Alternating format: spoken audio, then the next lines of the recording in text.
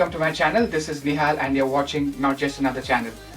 Huawei has been in the news for many reasons over the last couple of weeks after the CES. Some for the wrong reasons and some for the right reasons. The primary one is its cancellation of the Mate 10 device launch with Verizon and AT&T, but that hasn't actually dampened Huawei's spirits. They are actually proceeding with a lot of other devices. For me, the top device right now, I think, with Huawei is Honor V10, and here we have the Honor V10, the navy blue version, but this one's the BKL9, which is an India version. So let's go on with a quick unboxing of this. It has the same internals as the Huawei Mate 10 Pro, which makes it kind of a top level device at an affordable price. So the only difference, I guess, with this and the Mate 10 Pro is the Leica branding. I guess the Mate 10 Pro has much better camera because of the Leica branding, but that's debatable. So let me just quickly show this to you. This is how the device looks. It's not the thinnest device, but not the bulkiest device.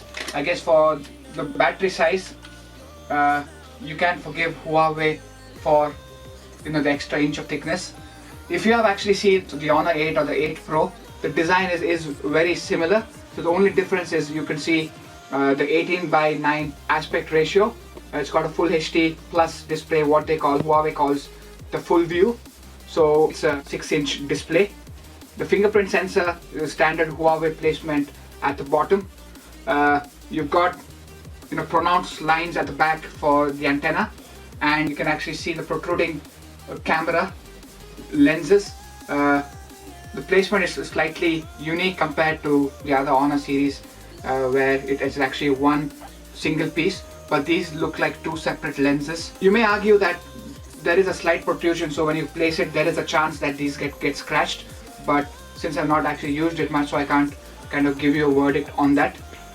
So another probably a slight disappointment for me is a single bottom facing speaker, and you've got, for goodness sake, at least a USB-C plug, and against the norm they have a 3.5mm jack as well. So let me just keep this aside for some time. It is pretty bulky, let me say. It's just pretty bulky, but not in a bad way. Again, the 18.9-inch aspect ratio enables you to actually use it one-handed, so that shouldn't be a problem. So you've got your volume rocker, you've got your power button on the right.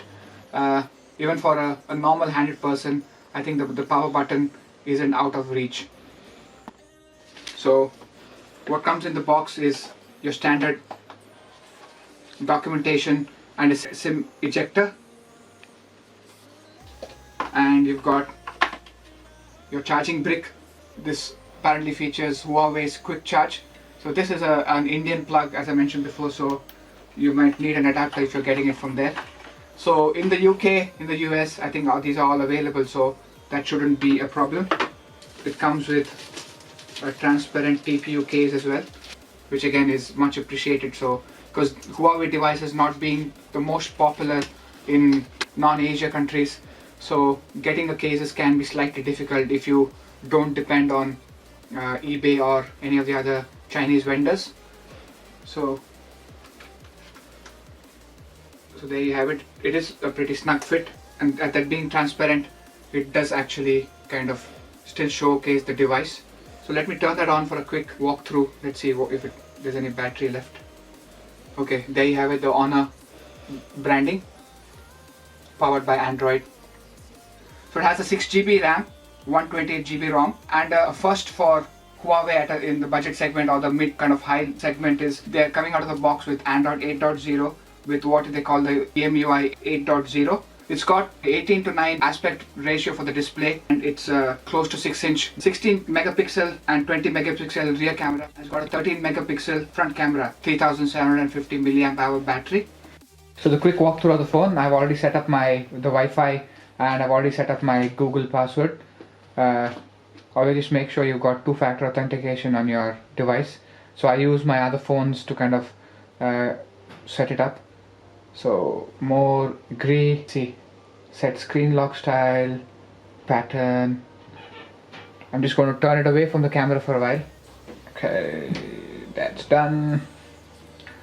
Copy your phone, backup from the cloud. LG, okay. Okay, restoring all the apps. It's going to take some time, but hopefully it should allow me to use the device, adding finishing touches.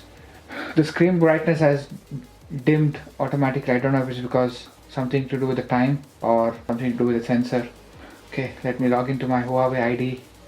So let me skip it for now. Okay, not now. Cloud, enable, and fingerprint sensor right there. Let's put that. Seems pretty quick. There we have it. Agree. Forget it for now. Cancel. I don't want your apps. Checking. This is a tedious process. Just a second. Get started. And there we have it. You can see the apps being restored in the background. And so for most people, you can actually see that there is no app launcher.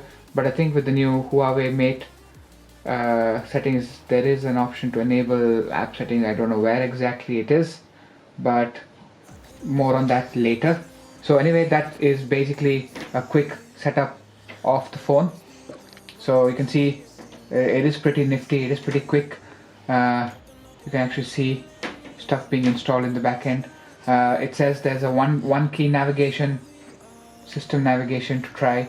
So there is no home button, back button, menu button there. So it's basically all of these gestures are built into the fingerprint sensor. So more on that later. Thank you so much for watching it again. Bye bye. With Huawei is the Honor V10.